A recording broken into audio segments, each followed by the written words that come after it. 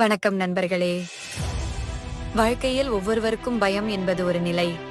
நம்மால் முடியுமா? தோல்வி வருமா? எதிர்காலம் எப்படி இருக்கும்? இவை எல்லாமே நம்முள் பயத்தை உருவாக்கும். ஆனால் அந்த பயம்தான் நம்மை நிறுத்துகிறது. நம்மை முன்னேற விடாமல் தடுக்கிறது. நாம் அதை சமாளிக்காவிட்டால் வாழ்க்கையே நின்றுவிடும். பயம் என்கிற உணர்வு ஒரு பீதி.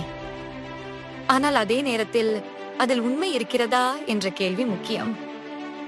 நம்மால் முடியாது என்ற எண்ணமே உண்மையான எதிரி.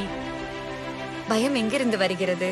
தோல்வியின் நினைவுகள், எதிர்கால கவலை, பிறருடன் ஒப்பிடும் பழக்கம், தன்னம்பிக்கையின் குறைவு. இவைதான் அந்த பயத்தின் மூலதனங்கள். அதனால்தான் பயம் வந்தாலே கேளுங்கள். வேர்ஸ்ட் என்ன ஆகும்?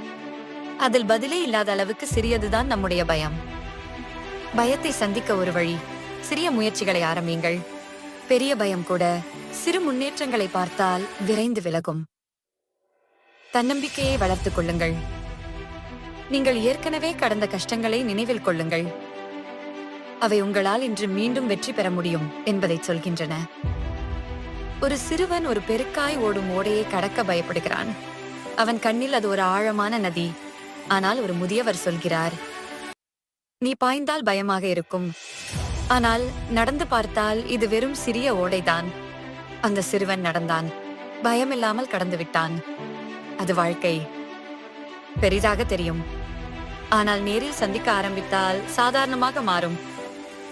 நண்பர்களே, பயம் என்பது ஒரு வாய்ப்பு. அதை நாம் சமாளிக்க விரும்பினால் நம் வாழ்க்கை நம் கையில் வரும். நம்பிக்கை கொண்டு முன்னேறுங்கள். நாளை உங்க பயம் உங்க காலடி கீழ் இருக்கும். நன்றி. சப்ஸ்கிரைப் பண்ணுங்க.